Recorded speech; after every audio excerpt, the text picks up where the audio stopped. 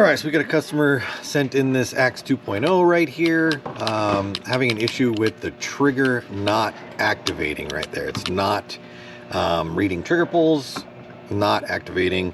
When you look at the frame right here, the board, the customer did install a redline board on it. So they bought the gun. They said they bought it off of eBay. Now, they didn't say whether they bought it with the redline board in or if they put that in themselves. Don't know. Doesn't really matter. It's not super important as to how that works. But let's just go ahead and see right here. This, if you can see right there, the battery is low. But it is also reading the arrow that shows how the trigger is being pulled. The arrow is facing down right now. And that typically means, well, that means that the trigger is being pulled. I'll turn that back on again. If the arrow was facing up, the trigger would be in the, or the switch would be in the unpressed position.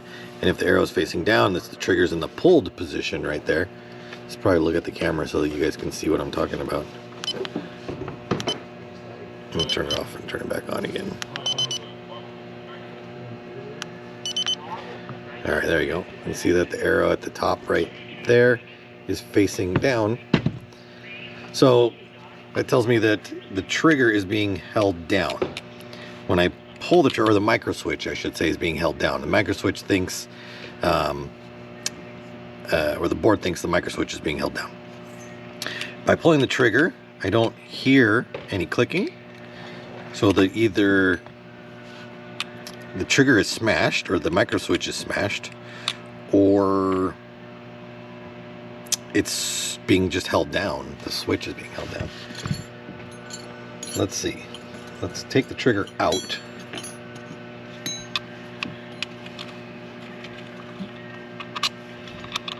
And look at it. Well, this is really high. So this screw is pretty far out right there. And this is the screw that pushes against the micro switch, and I have sitting right here. I grabbed one of these earlier. I figured this might be the issue. So this is how this looks inside there. This is the upper sensor board, or the sensor board for an Axe 2.0. You can see our micro switch is right there, and it sits in here about so. And when this rocks back and forth like this screw boop boop boop boop boop pushes on the trigger, or the micro switch right there, tells it to shoot. So if you have this set up really high and it easily pushes on the switch, but you don't have the stop screw, which is this one right here, not the gold one, this is your magnetic return, but this stop screw, which is the silver one right there, set so that when you pull the trigger and this screw activates the switch, this screw right here is meant to stop the trigger from going any further. And if you don't have that screw set up in the right spot, you're going to be able to pull, and this is going to just smash its way up into this right here, to the point where it could crush the switch and leave it in a smashed on position right there, where it never comes off. It never returns back right there. So we're going to open this up and see what this looks like. I can look down inside here from the top. I can see the micro switch is down in there. And I can push on the switch with my Allen key, and it doesn't click. So, and it's kind of wobbly on there too. So the odds are that it's smooshed. I don't know how wobbly these things are normally. I don't remember them being that wobbly. So that's our issue, I think, right there, as to why that's not working. So let's get everything off real quick. We're going to take the front off. To get the frame off, we have to take the front grip, the rubber part, off.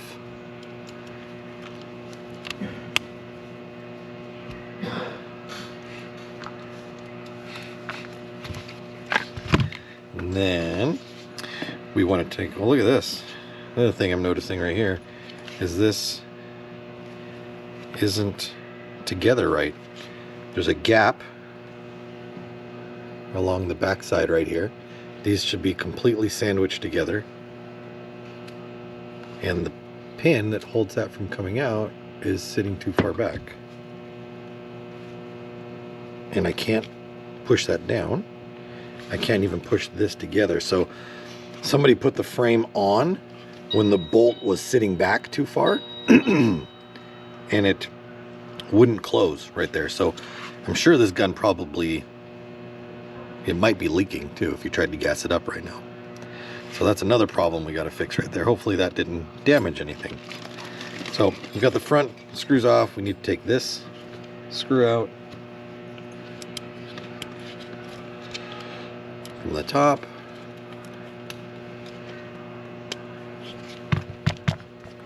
Right there. Then we're going to take our two frame screws out. Once we pull the frame off, it should release the bolt, and the bolt should be able to move out the back.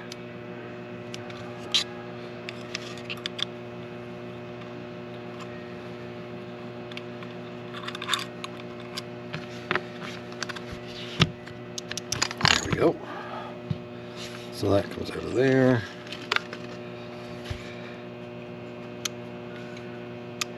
I'm just going to make sure that this does go back together correctly. It does lock in place. It does fit flush. It does release. So that's good. Alright, so let's take this off. Well, here's another problem. See anything wrong with those pins up at the front right there? This could be a bad sign. So this pin, when this was put together once, this pin didn't line up properly, and so it didn't slide into the hole and it got smashed. So we're going to try to fix that too. Maybe unfixable without replacement. I shouldn't say unfixable. Almost everything's fixable. Let's get that out.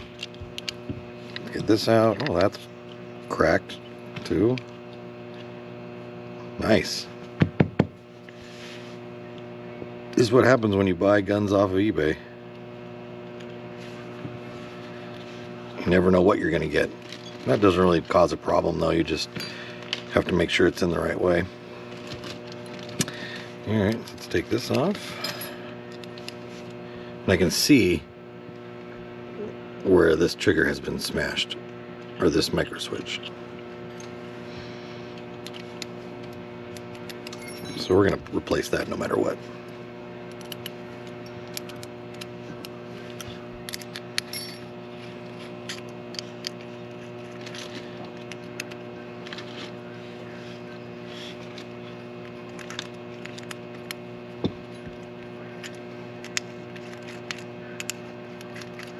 Alright, now we can just lift that up.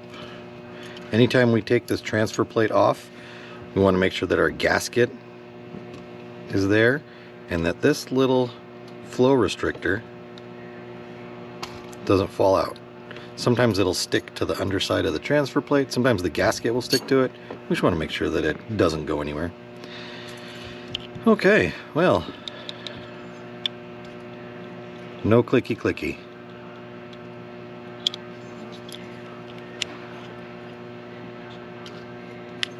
So we're going to replace it.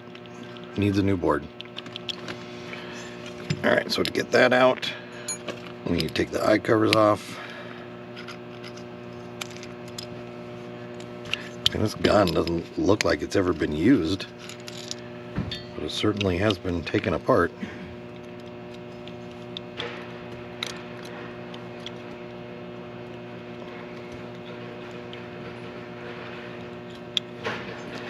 Pull our eye wires up and out. Slide our board out. We're going to disconnect our eyes. Set our old board to the side. Plug our eyes back in. And go ahead and put our wiring back in.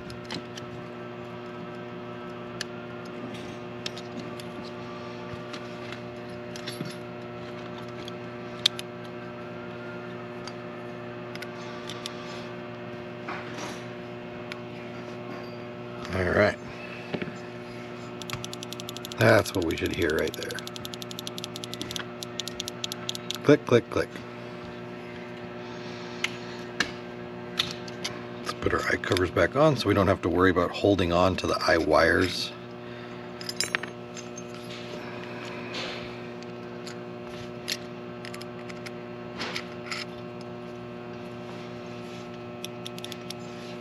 Now we can put this back on.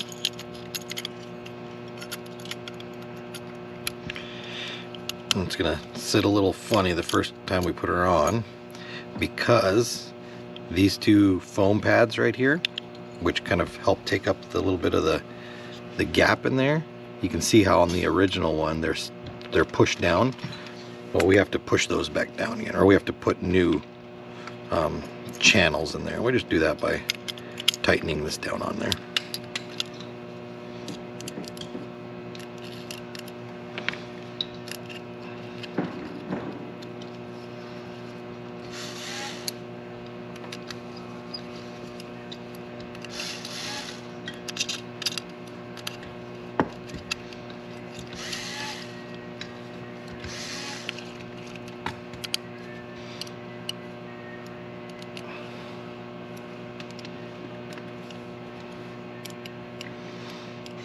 I'm going to just kind of snug these up.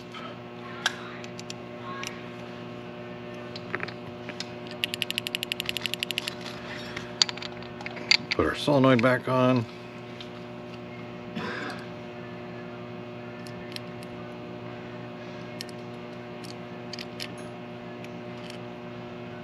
Since we had to replace the board, we don't have to worry about that broken port there that broke off with that thing, since we got a new one of those. Transfer tube on, wiring's back there. All right, so now that's back together. Now we got to worry about this right here. So we're going to take this off.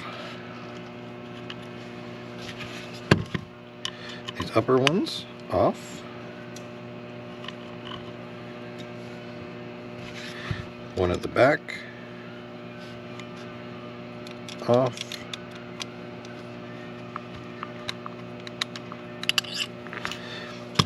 I mean, I could probably pull that pin up, but I want to see if there's any other damage in there. Then there's two screws down in here.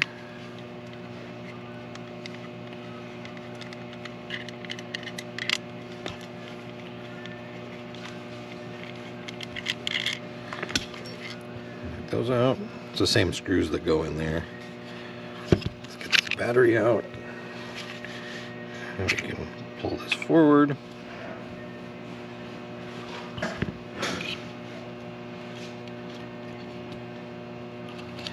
Now we can kind of pull this out and disconnect. Alright. Now it's kind of hard to see, but you can see that this pin has obviously been smashed down. These are all normal length, the other 7 pins, but this one has been pushed. If we look at the back side down inside there, we can see that this pin right here has just been forced down in there, so it just didn't line up right. So I'm going to try to push it back up.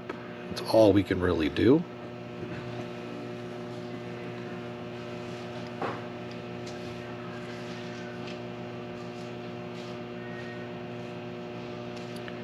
But I gotta be careful because I don't want to break it, obviously. I don't want to damage it. I don't want to mark it. especially this part right here, that has to go into that slot. So my last resort is to grab a hold of this with a pair of pliers and pull it, because I don't want to make it even harder for it to get in there.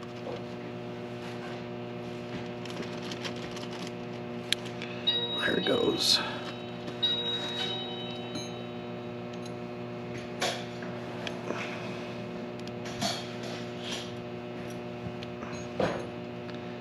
Almost.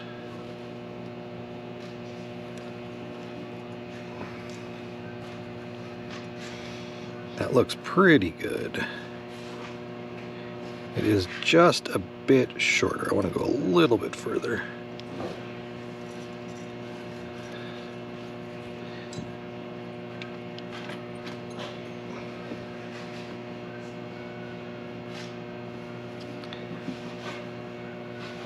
I think that's good. So let's make sure that it goes in.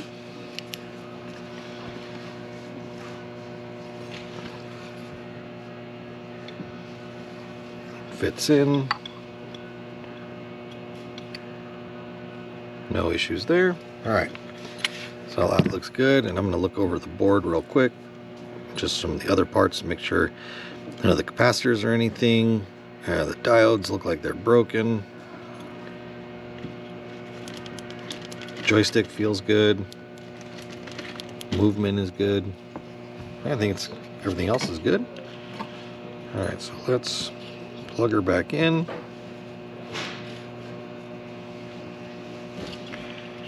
And then we're gonna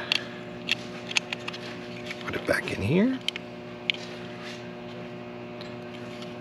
Make sure that it sits down in nicely. Then we can put the front on. Make sure that that joystick goes properly into the button on the back. We have up and down, left and right, and push, so that's good. All right, so now we're going to take the screw that goes into the board, put that back in so the board is secure.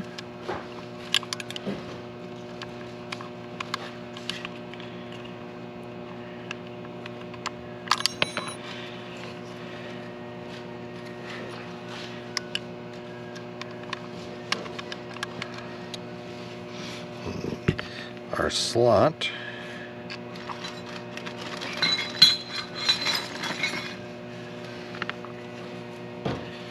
is not lining up. That's okay. So we're just going to slightly adjust.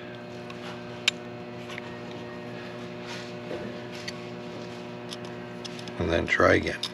If you try to put a screw in and it doesn't want to go in, don't force it through. Figure out why it doesn't want to go in. And start again. Just like that. Now our screw's in there, no problem.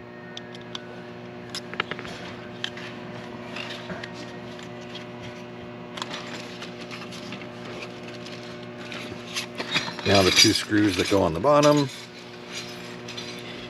I can put those two back in there.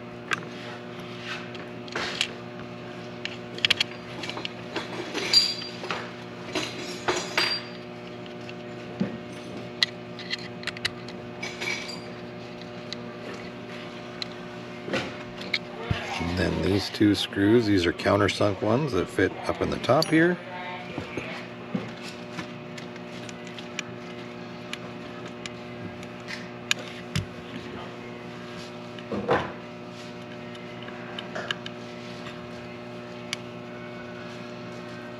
Perfect. I did notice that their battery was reading dead. I don't know if that was because of that pin, but let's put it back in there and just see. It's still kind of dead. Not as bad as it with the other one. We're going to put this one in. There we go. So we are reading an up arrow now, but that's because this isn't talking to this, so it doesn't know where it's supposed to be. It's reading a ball. Again, it's not talking to the upper board, so we don't know that. So we're going to put this back on. I'm going to be extremely careful that my pins line up.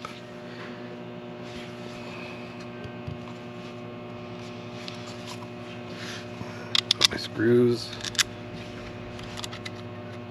Before I tighten these down though, I want to get that front one in. Sometimes if you tighten these two down, it doesn't line the hole up properly for the front, and it can be really hard to get this screw in. So I get that screw in, and then I go back to these.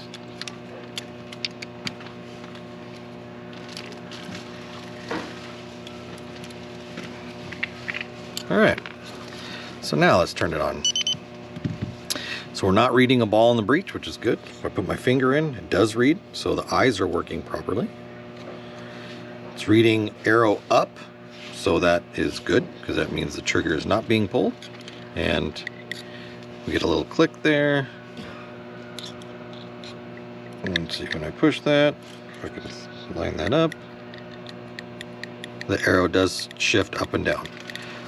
So we've solved that problem with the no firing. So this I don't like. So I'm going to change this around. I'm going to come way back on this. We can always change it later.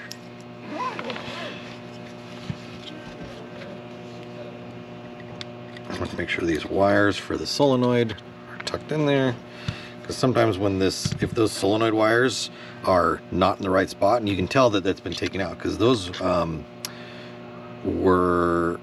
taped on from the factory typically to the solenoid, and they were loose. If the solenoid wire is like just floating around inside there, when the trigger tries to slide back into that groove, it can smash that solenoid wire. Alright, so I'll put that in. So now we're getting activation, but almost at the very end of the trigger pull. Click, click, click, click. Let's turn the eyes off. You can hear it. So I want that to come in sooner. So I'm going to bring that screw up. Now it's, by just going 2 turns on that screw, now it's firing barely when I pull the trigger. So we went from both extremes, all the way pulling to shoot, and now shooting right when I pull, just from 2 rotations of that screw. So I'm going to come out 1 whole rotation, and hopefully we're in the middle-ish.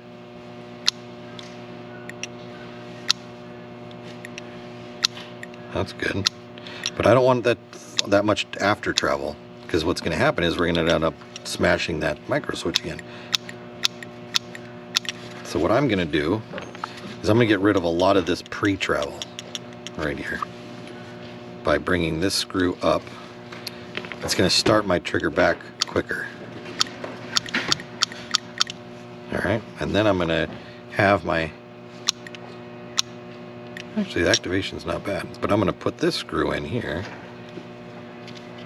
to stop my trigger. So now it's firing right there, but my post-travel screw is limiting the trigger from moving any further after activation, which I don't like that either. I want some post-travel movement. I'm going to come back a little bit, like a half turn. We've got fire and then movement. Fire, movement, movement. And that's not enough movement after activation to push this all the way up and smash it. I'll move this a little bit further. I like that. That's a good set right there. Let's go ahead and throw this in here. And let's see if we've got any other issues. So I've not gassed this gun up. Reg set, it seems okay. We should be anywhere from a half to 3/4 of a turn out from all the way in for roughly 280 feet per second. So we are about a half turn, which is fine. Half turn out, it's good. Gun gas is up, no leaks.